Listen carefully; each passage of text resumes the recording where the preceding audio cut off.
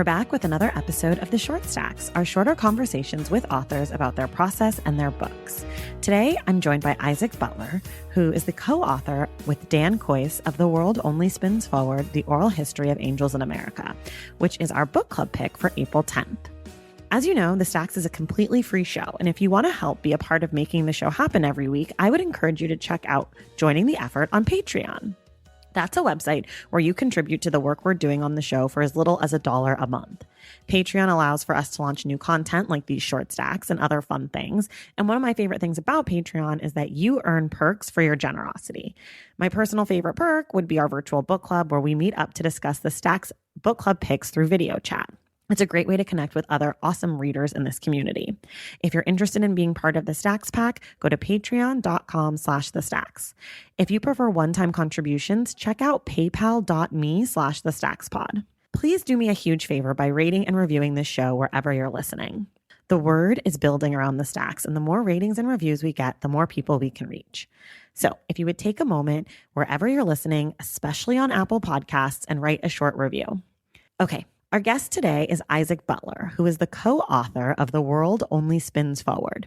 He is also a theater director, journalist, and the host of an amazing podcast called Lend Me Your Ears. Now it's time for you to meet him. Let's do the short stacks.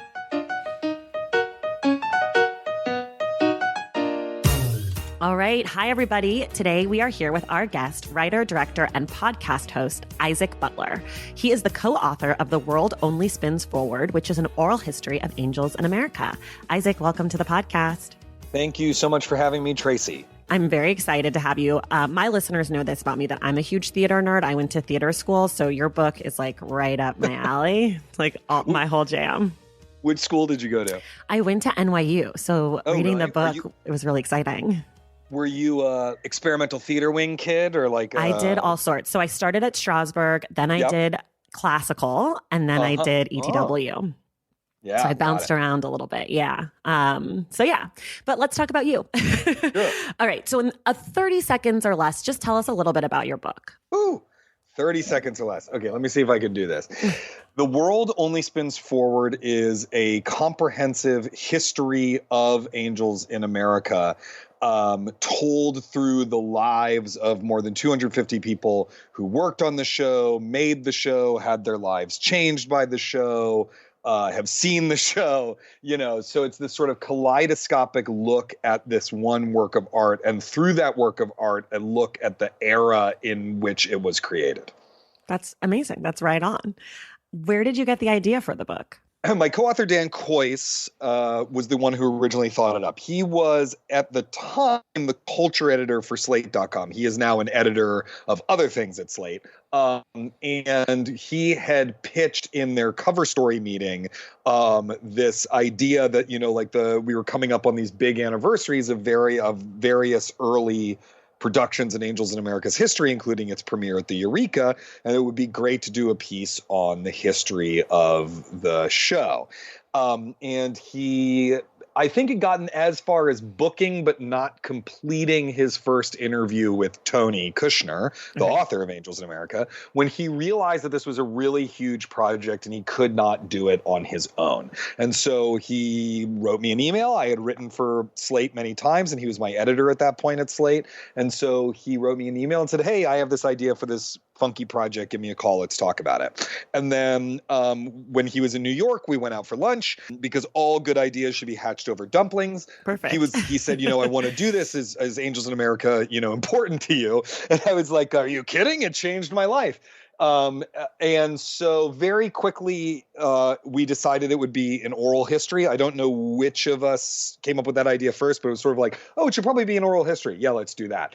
And then we started the very complicated logistical process of interviewing everyone. Very early on in our interviews, Dan had an interview with Kathy Chalfant, who played Hannah in Angels in many of its early productions, and I had an interview with Ella McLaughlin, who played the Angel in many of its early productions.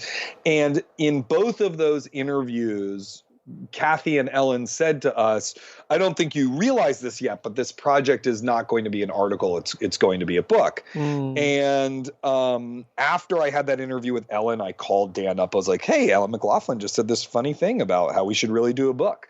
And Dan said, oh, that's funny. Kathy Chalfant said the same thing to me.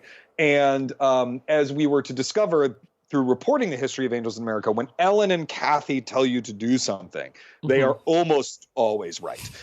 So we knew that it was going to be an article first, but we always had in the back of our mind that it was also going to be a book, which was very helpful when it came to edit the article, because the original draft of that article was 40,000 words long. So for your listeners who don't know, like a normal piece on Slate is 1,500 words long, right? So like a full book. Yeah, 40,000 words long is about as long as like a 33 and a third book if you read one of those. Okay. It's a lot, right? We turned that in, but we turned that in with the understanding that we were then going to cut it to shreds. And so we cut it to about 15,000 words, and the entire time we were just like, it'll be in the book. It'll be in the book. It'll be in the book. But we didn't have a book deal or anything at that point. This was just this sort of thing we told ourselves to be comfortable cutting this stuff. And so then when the original article ran and was a hit, we said, okay, now let's actually turn it into a book. And so that's what we did. That's amazing. So here's what I want to know about since you have a theater background, but you were a writer first, right? Is that where you started? Other way around. Yeah. But you got your MFA in writing. I got my MFA in writing, but my BA is in theater from Vassar College. Oh, all right. So obviously then you loved Angels, because you can't get a BFA anywhere and not love Angels, right? Like it's like mandatory. Yeah, I actually saw Angels. I saw the original Broadway production when I was in high school. Oh my gosh, amazing. At that point I was a child actor in DC, and through being a child actor in DC, I had gotten to know gay people and come to understand the AIDS crisis. I had friends who had AIDS, I had friends who were gay. They were all older because I was, 12 when I was first starting out as an actor, but I sort of came to understand what those things were. So my understanding of what theater was and what politics was kind of happened at the same time, and heavily involved the movement for gay liberation and the movement to fight the AIDS crisis. So a couple years later, when Angels was on Broadway, my parents and I were in New York, and they had gotten me tickets to see both parts of it over the course of 2 days. And it just absolutely, changed me and changed my life and changed my idea of what theater could be, what politics could be, what ambition could mean artistically, what great writing was. I mean, it really changed everything. So yeah, I was obsessed with the play. That's so interesting. So when you sat down to start interviewing people, was there anyone that stuck out to you as like, I'm having a total fangirl moment, like, I can't believe I'm sitting across from blank? Yeah, I mean, I should say, having worked in theater in New York for a while and stuff, it's not like I didn't know any famous people. Do you know what I mean? Sure. There's a difference between interviewing a famous person, actually, or working with a famous person, and interviewing someone who, regardless of whether they're famous or not, are part of your personal pantheon, are important to your evolution. I tried to tamp that down as much as I could, and to play it cool. In weird way, it's like I live in a neighborhood in New York that has a lot of celebrities, and so you just living here, it's like a neighborhood in Brooklyn that they seem to like to move to, and so I have some practice of like being in a coffee shop and not giving away that I recognize who the person was, and I guess I brought that to the interviews for the most part. The first time I was going to interview Tony Kushner, I was incredibly nervous. I got there 45 minutes in advance. Dan and I ran over the questions together. I, read a bunch of stuff. I did sort of all of this prep. And I got to his office so early that I just kind of hung out across the street from the building where it is. And then he got there a little bit early too, because it's his office. And he was like, are you Isaac? Are you here for me? And I was like, yes. I was like, oh, we'll just come downstairs. And that was a pretty early interview that I interviewed Tony. And he was actually like incredibly personable and funny and charming and approachable and human. I mean, even though he has a galaxy-sized brain, right? And talks incredibly fast and all those things you've heard about Tony. His intellect is imposing, but his personality is not. He's an incredibly kind person when you interview him, And so once I got over that, The rest of them were pretty easy. There were definitely times where like, I can't believe I'm going to interview Joe Mantello today, or Right. I can't believe I'm going to go to meet Nathan Lane for tea in a hotel in London and ask him about playing Roy Cohn, or Right. what. But for the most part, everyone was really approachable. They all wanted to talk about this thing that was one of the most important things that had ever happened to them. There was no one we talked to who was kind of like, oh yeah, Angels, I kind of remember that. That was a gig I had. It was something that was really important to all of those people. And when you talk to someone about something they really care about, they become more human over the course of that conversation. Totally. I mean, as someone, I studied acting, obviously, so hearing from people and that I admire and that I look up to and that I knew of in the theater, and hearing them gush over this play or this line or this moment or how to act this one little thing was so, you could feel their passion for the work Totally. throughout the book. Like, I was calling all my friends from college being like, oh my God, you have to read this. It's like, it's going to feel like being in college again. Like, it's like thinking about the art in a way that we don't think about the art anymore. Like, because once you get out of college, you don't think about anything really in the same way, in that like naive, like, isn't this the greatest? And so the book really felt like that for me. Like, I was like texting everyone. That's great. Well, the other thing is that the book is very much about young dreamers, dreamers, not in the sense of the immigration sense of the Dream Act, but of the, people, young idealistic theater makers. I mean, I was very moved in doing the reporting on the Eureka Theater in San Francisco, who commissioned Angels in America and premiered it. I mean, I found the story of the Eureka incredibly moving. These sort of young, idealistic, lefty, mostly Marxist or communist actors and directors and writers who had, banded together. They weren't trying to get famous or anything like that. They were trying to make art that they thought could change the world. And I just found it incredibly moving. And through interviewing them, you also see the price of living that kind of life after college, right? The price of living that into your 30s. Is not low. I have an immense admiration for the people of the Eureka. And it was just amazing to watch them talk like that, and to watch them, listen to them tell those stories of that time in their life. The other thing that was helpful for us, I think, both in terms of the famous people and, everything else, is for a lot of the people we were speaking to, not everyone, but for a lot of the people we were speaking to, the events of this book had happened 20 years ago, right? Mm-hmm. And so they had a certain amount of distance on it. It was still very important to them. There was lots of crying in our interviews. Sometimes I cried too, but it was also distant enough that they could have some objectivity on it. I was surprised by how many people told very funny stories at their own expense over the course of reporting the book. A couple that come to mind are, if you've read the book, Marcia Gay Harden's conversation about the wig. Tony has many of them over the course of the book. David Marshall Grant's one about being sort of half in the closet while playing Joe. There's a lot of them within the book where, actors have a certain sense of humor, a certain sense of distance. Joe Mantello said to me when I interviewed him, I sort of don't feel like I have anything to hide because I almost feel like it was a completely different person. That's so interesting. Okay, so tell me this. How many times were you interviewing people, and kind of how were you like walking into the room? Were you just sitting down and being like, tell me this? Or did you guys come in with specific questions? Like, I want to ask every person who played Harper about the flight to San Francisco, or like how structured or not were you being with it? Well, the vast majority of our interviews were done over the phone or Skype. Okay.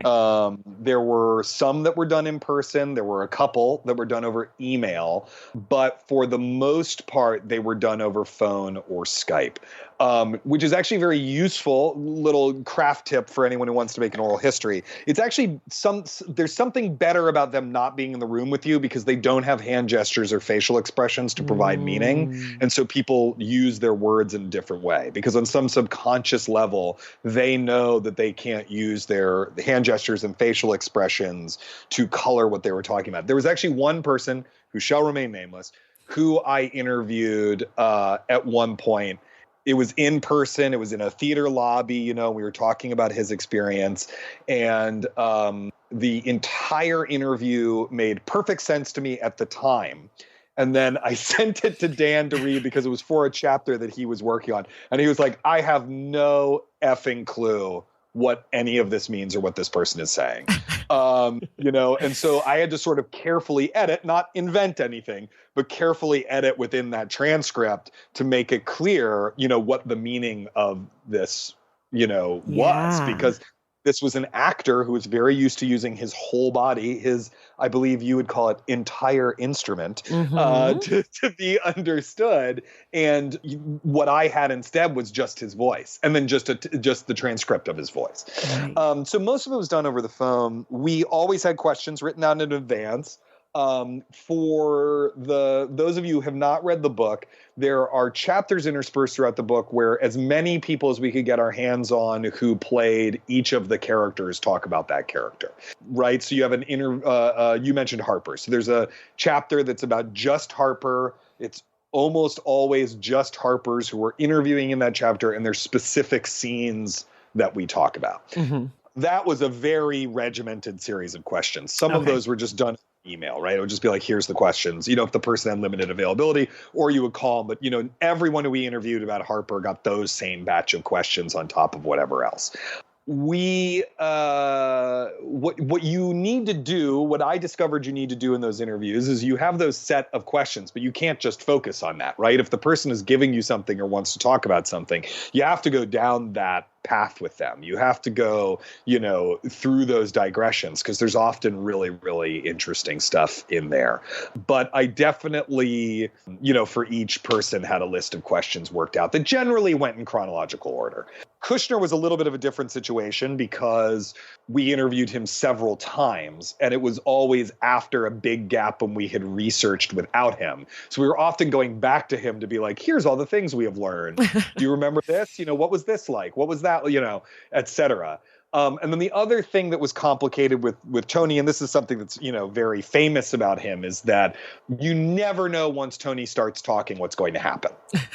His mind works so fast, and he knows so much, and it could go anywhere. To give one example, we interviewed Tony live on stage at the 92nd Street Y, and we wanted to talk to him about this anecdote we had read in an old article about the opening night on Broadway, the original production, and we wanted to talk to him about that. But the article mentioned Tony's uncle, who was at that opening night. And it turns out the uncle was very eccentric and had a colorful life. And all Tony really wanted to talk about was his uncle. I listened to that. Right? So that's it. But then to give another example, when I wrote this profile of Nathan Lane for New York Magazine, and I interviewed Tony for that profile, and I had a list of 12 questions written out, and I asked the first one, and Tony spoke for 30 minutes and answered all 11 other ones without my bringing them up. Wow. I mean, I had some follow-up questions in there, right? But like, it was really this like punctuated, amazing disquisition on Roy Cohn and Nathan Lane and Marianne Elliott and the casting process and what it's like to do the play. You know, it was everything you could have possibly imagined was in that 30 minutes. And of course, that conversation started with him saying to me, I can't imagine what else new I have to tell you about Angels in America. Sure. And of course there was more. And then it turns out there was thousands of words more, you know? So that was a particular thing. But the other interviews were very much, we had our questions we were interested in. Sometimes we would work those out together. But by the time we were like really jamming on the book, Dan and I trusted our Vulcan mind meld enough to just kind of let each other go forth. Valentine's Day is upon us, and I've got love on the brain. Love for books, duh, of course. Hello. Did you forget what podcast you're listening to?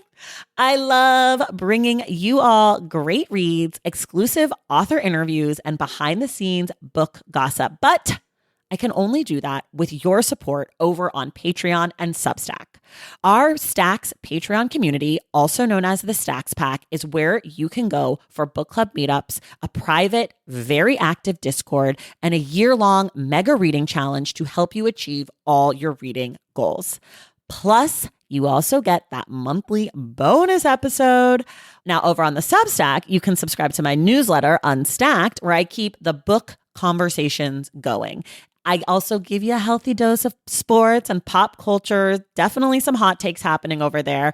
And again, that bonus episode.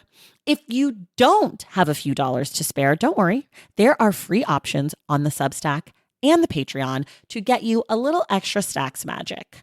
Making this podcast is a total team effort, and by supporting my Patreon and my Substack, you allow me to support my amazing team that makes the show possible every single week. So if you or your friends are looking to meet other book lovers and support this indie podcast, come hang out with me on Patreon, Substack, or both. I would love to have you. And since we're talking about love, you can gift subscriptions to the Patreon and the Substack for that special reader in your life. For the Stacks Pack, head to patreon.com/thestacks. And for the newsletter, head to tracythomas.substack.com. And also, there are links to both in the show notes. Okay, see you in the Stacks. Yeah, well, that's what I'm kind of curious about. How does that work? Like, to be a co-author on something that is other people's words that you're kind of like crafting into a bigger story arc. How did you guys like come to the table? Like what was the two of your process once you actually got to writing the book? Yeah, that's a really good question, and one that I could talk about at great for hours. I'm sure. Feel free to edit the crap out of this, or just interrupt me when it's boring. Okay. But more seriously, the process of the two of us working together involved an enormous amount of hard work because the book was hard work. Mm-hmm. Our collaboration was incredibly easy and joyful. We were almost never in conflict in any serious way, right? We keep having this running joke about like, when are we going to have our big fight and falling out? And I think the fact that it was not our words made that easier, much easier. Dan has a theater background as well. He studied theater in college, and he used to work in theater in his 20s. And one of the things that you may remember this from being in theater school, one of the things that theater teaches you is to some extent sublimate your individual egos and desires to the greater good of the thing that you are creating. 100%, right? Yes. And I think Dan and I both slipped into that mode pretty automatically. There's a thing that we say in theater all the time that I think sounds pretentious and ridiculous if you're not familiar with it, but you will refer to the work that you are creating as its own thing that has its own desires. You know, you'll be like, so what it wants to be is blah, blah, blah, blah, blah. Yep. And that sounds a bit like BS. But at its heart, what that really is an act of humility before the work that you're creating. And I think it was very clear that the book we wanted to write had, to some extent, its own desires and its own integrity and its own needs. And our job was to listen for those and to deliver those. What that looked like concretely, we started with the list of productions that were important to Tony's understanding of the play, which makes up one of the several afterwords of the published script. We just started with those. And that was our first timeline, right? And we tried to contact every single person whose name was on those pages. From there, we learned about all sorts of other stuff, all sorts of other productions and things like that began to become more important or less important or, whatever. And we started to flesh that out. We communicated constantly through shared documents on Google. There was a master timeline that I created. One column was a timeline of the AIDS crisis. One column was a timeline of the development of the play. And one column was the timeline of Tony's life. And that kind of is in the book. It's in the book to some extent. Yeah, in each act. Of that is in the book in each act, right? And then another one was world events, right? The world events that are in there too. We created a giant master, checklist of who we were interviewing and what the status was of each of those interviews. We put all of the interviews into these Google Docs, and once the Google Doc would get so full that you couldn't scroll because it would jam up, we would start a new one. So that was the kind of stuff we did. And we emailed each other. Dan and I are both of the weird pocket generation towards the end of Gen X where we just email each other constantly. So we emailed constantly. Then when it came time to actually gather these interviews into chapters, we had a top level structural conversation working out what would be in each chapter first. And then we would start writing, and then we would realize that wouldn't work, and then we would go back and forth.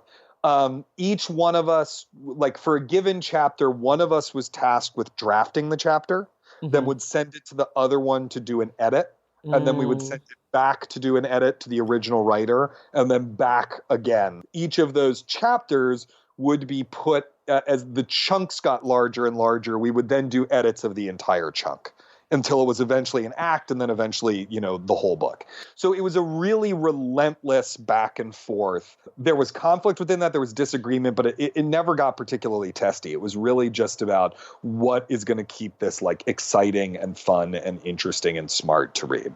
Oh my God, that's amazing. That's like a type A person's dream, all those Google Docs. Can I tell you one more complication? Sure. Dan was writing a different book while we were doing. Oh my God. Dan has a memoir that's going to be really great that's coming out this year called How to Be a Family, where he lived in 4 different parts of the world with his family, learning about family life. Oh, I've seen this. I saw this. Yeah. Very exciting. Very exciting. But those 4 parts of the world were in order, if I'm remembering correctly, New Zealand, the Netherlands, Costa Rica, and rural Kansas. So for the first quarter of the year that we were working on the book, Dan and I were only awake at the same time for about 90 minutes a day. So it was like the space station passing over, and you're like sending the packet of videos to it while you can get an antenna, and then it goes around the earth again, Every morning I would wake up and, my wife and I would get my daughter ready for school and doing all that stuff. And as we're doing that, I'm seeing all the answers to the questions I had sent at the end of the day, the previous day, come through, have a little bit of time to dialogue with Dan, and then just had to do my own work for the rest of the day. It's kind of nice though, because you get to work on your own and then have the feedback as opposed to having someone like bugging you all day. It's like, right. I know that I can send off my finished thoughts and then process and then get my feedback. Okay. I sort of want to shift gears a little bit. Can you tell me if the book changed at all from where you started and kind of where it is now? The most curious thing that happened to the book over the course of writing it is that Donald Trump was elected. Sure. And so one of the things that happened over the course of the book is that our interviews with people went from, when we were reporting out the article, it was before the election, right? The article was printed out, was reported out in a sense of hope for what the future contained. And after the election, it was like, how are we going to survive? And so 2 things happened as a result of that. One thing was that the tone of our interviews changed. It no longer became, this is a timeless play that asks eternal questions, but it literally became, this is a timeless play, and we can see that because it's extremely relevant to what is happening right now. Oh my God, did you hear on NPR this morning? That was sort of how it changed. And what that made clear to us is that, by the time the play originally came to Broadway, which is the 1993 and 1994, Reagan and Bush were gone. Clinton was in office. There was a lot of hope for the future. We were only a few years away from the introduction of the triple cocktails, which would, for some people, turn AIDS into a chronic manageable illness, right? Mm-hmm. And so, but that was not when the play was written. Tony started writing the play in 86, 87, 88. 88 is when he's really, going at it with the play. And so there's a weird way in which the time that the book came out and that we finished reporting the book and that the Broadway production came out, right? That time, it's far more similar spiritually or maybe psychically to the terrain when Tony wrote the play. Were there any other title or cover images? I think the cover is one of the most beautiful covers I've ever seen, I have to say. Oh, man. Thank you. The book is so beautiful. Thank you. It gives me like chills, but I'm hoping that you guys didn't have other things that were even better. We did not. But thank you so much. So the book was, this is an example of the thing speaking to us, right? Mm-hmm. The book was always going to be called The World Only Spins Forward. I thought it was so. never going to be called anything else. Just like the chapter in the book that is called Bad News, which is, I believe, the first chapter, which is named after the first act of Millennium Approaches, was always going to be called Bad News. Right? There were certain things that it was always going to be. We just knew that. Another example is, I won't spoil what it is, but the very last page of the book is sort of a gesture that's borrowed from Errol Morris's The Thin Blue Line, which is both Dan and my, borrowed not in an actionable way, borrowed in a loving homage way from The Thin Blue Line, and which is one of Dan and my shared favorite movies. And we just always knew it was going to end like that. You know what I mean? There were certain things we knew. But the cover, actually, we didn't know. The original covers that we looked at were what you would think. They were images, show images. They were black and white, a black and white image of the angel and Prior, right? And we weren't into that, you know? It just seemed like we could do something else, but what that something else is or would be, we didn't exactly know. Dan and I are both very big comics fans, graphic novels fans, and so there was a list of artists that we were thinking about approaching to draw an original cover, but budgetarily that just wouldn't have worked out.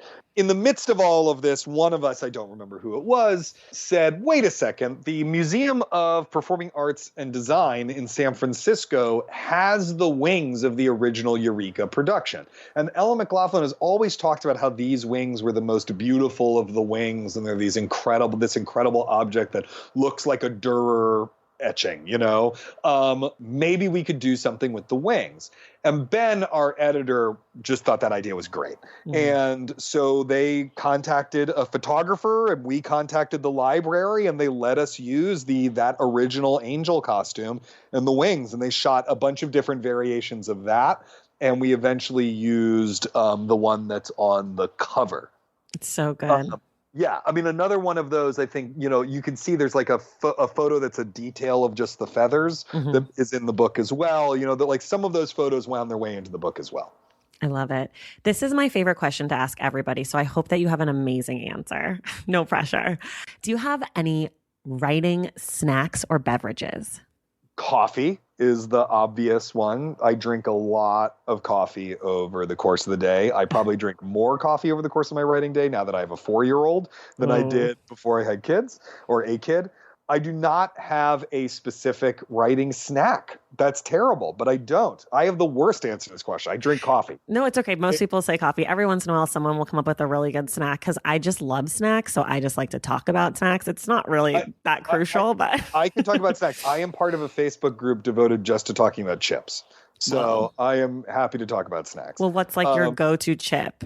Oh, well, okay. So the chip that I deeply love, it's not a go-to chip, but it's an idiosyncratic Isaac Butler chip, is, are you on the East Coast? I'm in California. You're in California, but you've lived in the East Coast. I lived in New York for 8 years. Yeah. So do you remember Utz brand potato chips? No. They're an Eastern Seaboard only potato chip. No. Utz brand potato chips makes what is called a crab chip, which is basically a potato chip. This is a mass-produced, you can get this in a bodega in New York City. Okay. It is, and particularly in Maryland. They eat them a lot in The Wire. A crab chip is a potato chip basically covered in Old Bay seasoning, salt, and a large amount, likely of MSG, I would guess. And if you eat an entire bag of them, your mouth is in just total pain from how much salt you've just taken in. And I love them. They are, but not for writing. But not for writing. Not for writing, because then the schmutz gets all over your fingers. Yeah, it sounds very dirty. What are you going to do? You know? No, for writing, I am mostly just drinking coffee. I'm sitting at my desk or, you know, at whatever coffee shop I'm writing from, trying to keep my hands as clean as possible so I don't ruin my computer. Do you usually write at a coffee shop, or do you work at home or an office? Or So I have a home office now. Congratulations. Thank you. My wife works from home 1 day a week. And so we sort of decided, we have this extra room and we'll really turn it into an office.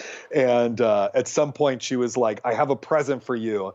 I have gotten you a chair that you can read in our office. So I have like a nice chair with an ottoman and a lamp and a table that I can read at. So I have been working from here more. The projects that I've been doing recently, the podcast Lend Me Your Ears and the new book I'm working on, are much more research intensive in a way that involves having like a dozen books open at the same time. And I just can't take those to a coffee shop. You kind of stole my next two questions for you. One is about, I know you're working on something new because Sure. The World Only Spins Forward came out almost a year ago. It's your new book, but it's not really anymore because you have like a new baby that you're creating. Do you want to tell us just a little bit about that? Sure. So the next book I'm working on, it's with the same editor at Bloomsbury, Ben Hyman, who's really wonderful, is a book called The Method, and it is a narrative history of the method. So it spans 100 years roughly, from 1895 to 1995. Starts with the birth of the Moscow Art Theater under the direction of Konstantin Stanislavski, all the way through to the creation of Inside the Actors Studio. And so it is about the rise and sort of fall and sort of re-rise of this way of understanding what acting is and thus what a human being is that really changed our idea of what art is and what authenticity is and what honesty is. Can you just keep writing the nerdiest theater thing so that I have stuff to just read and enjoy? I'm so excited. Oh, good. Well, hopefully this will not only be for the theater nerds. I mean, the good news is that it has lots of stuff for them, lots of great backstage dish. Good. But it's also a story of, eccentric inventors. It's really a story of, of eccentric inventors and really serious interpersonal conflicts and blood feuds and all this other stuff that happen to transform theater and film permanently. And does that come out in 2020? Do you know? 2021. It's due in May of 2020, so I can't imagine it will come out before early. Okay, so you have a little time with it. Not enough. Of course, never enough. So here's the other thing. I discovered this podcast called Lend Me Your Ears, and it's all about Shakespeare. And my listeners know that I'm currently doing my own Shakespeare challenge where I'm reading through all 37 of Shakespeare's plays. I saw that. Didn't you just do Romeo and Juliet? I just did Romeo and Juliet, and it's still it's actually that good, which you don't want it to be because everybody knows it, but it's really that good. You know what I find really interesting about that play? We didn't do it on the podcast, but one thing that I find really interesting about that play is that, like, Romeo and Juliet have no idea that they're in a tragedy. No. Like, they think they're in a comedy, and then it turns out to be a tragedy, right? Whereas, like, Hamlet, for example, really knows he's in a tragedy. He's kind of stoked to be in a tragedy. He wants to be sad. Yeah, exactly. Well, and then once the ghost comes to him, he's like, oh, I'm in a revenge tragedy. Hamlet is a character who has read the kinds of plays that he is in. Totally. And so, but what's interesting about Romeo and Juliet is those poor dumb kids, because it really is just about some dumb kids. Yeah. Those poor dumb kids have no idea they're in a tragedy until it's too late. No, it's true. And also, the Friar Lawrence is actually a useless adult. Oh my He's God. truly one of the worst adults in the hit. Like, when I was reading it, I was like, really, guy, this is your idea? Do you think this is the right way to go with this? I remember after seeing Romeo and Juliet at the Shakespeare Theater in D.C. with my mom, and obviously I was in high school, but I read the play already. We knew it. But when it was over, she said, let me just say, if I had a housekeeper and they did what that nurse did, I would kill her. Yeah, Right? It's like the adults are way worse than the kids. But anyways, all of this is to say that your podcast, Lend Me Your Ears, is all about Shakespeare plays, and you did 6. And is there any chance this is coming back? No chance that it's coming back. Oh my God, I need it to come back. I love it so much.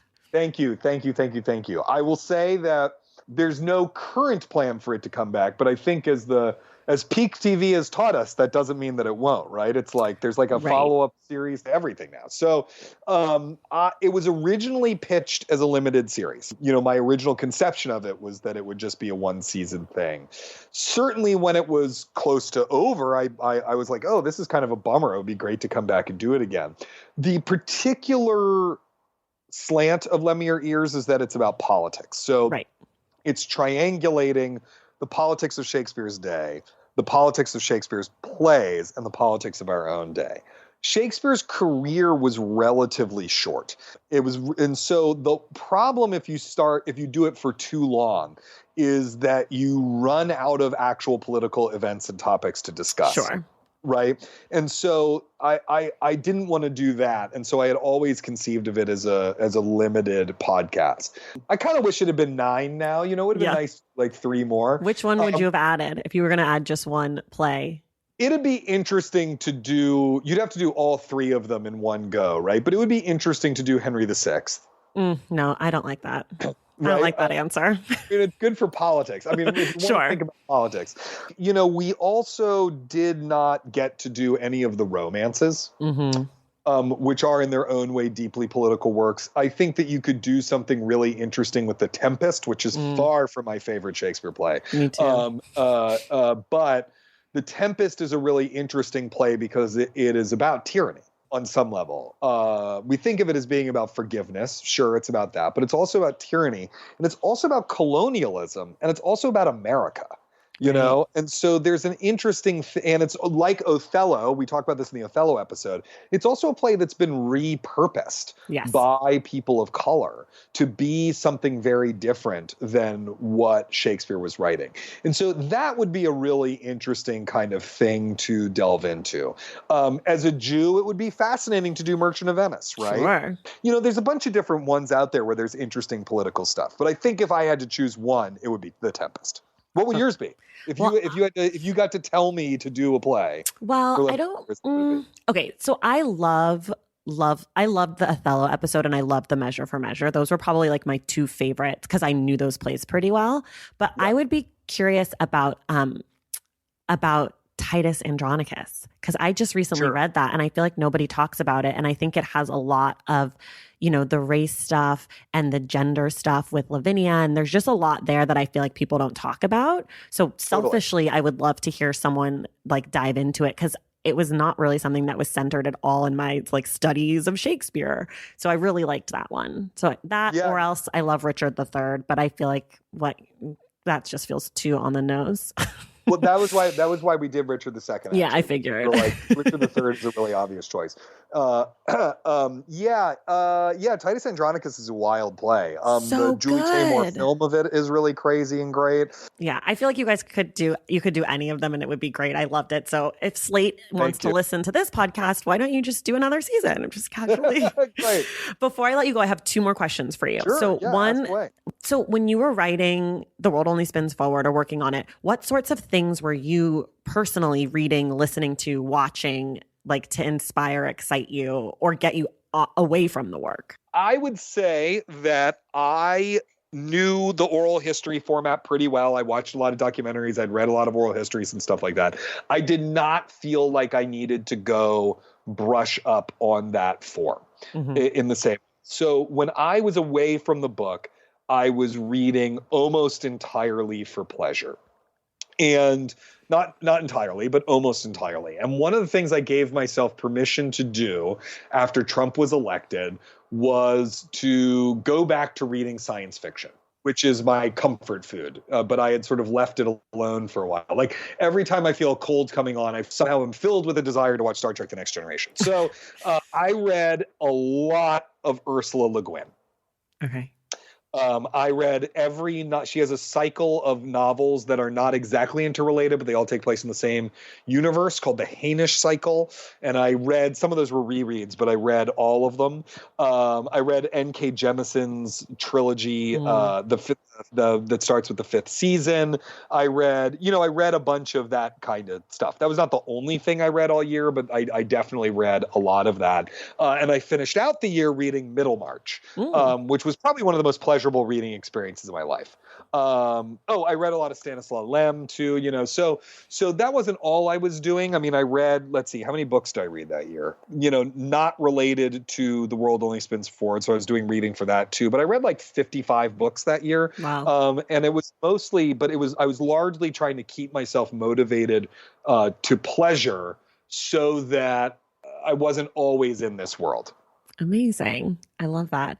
Okay. If you could have one person, dead or alive, read The World Only Spins Forward, who would it be? Okay. So that is a great and very difficult question. I would say, I'm going to go ahead and say this. It would be the person who I never met who was involved in the story of Angels in America, who I became sort of the most fixated on, was this woman, Sigrid Wershman. Mm-hmm. And Sigrid, if you haven't read the book, Sigrid is the woman for whom the role of the angel was originally written. And there's actually all these references to her in the play. And one of the acts of of Perestroika is dedicated to her. And she died. She died before the play ever premiered of cancer. She was very young. And she died of cancer in her early 30s. I did a lot of the reporting around that. And so I got to talk to her widower, and I got to talk to Ellen, who was her best friend. Ellen McLaughlin was her best friend, then stepped into the role. And just the person who emerged from that portrait was a really, I think, incredible, unique person. And so I'm going to say her. I never got to meet her, and it would have been amazing if I could have met her. She's sort of one of the many ghosts that haunts the book. And it would be sort of even more amazing if I could sort of shoot the book back to her in a time machine so that she could see what became of this project that she started and did not get to see through to fruition. I love that. That's such a good answer. I think that's it, unless you have anything else that you want to say. No, I think that's it. Okay, amazing. So we're going to be... Well, you guys are listening to this episode now, and then on April 10th, I have a guest coming on, and we're going to do a deep dive into the book, The World Only Spins Forward. So if you haven't gotten your copy yet, make sure you go get it. The World Only Spins Forward by Isaac Butler and Dan Coyce, and it's in the world. So go get it. Isaac, thank you so much. Thank you so much for having me.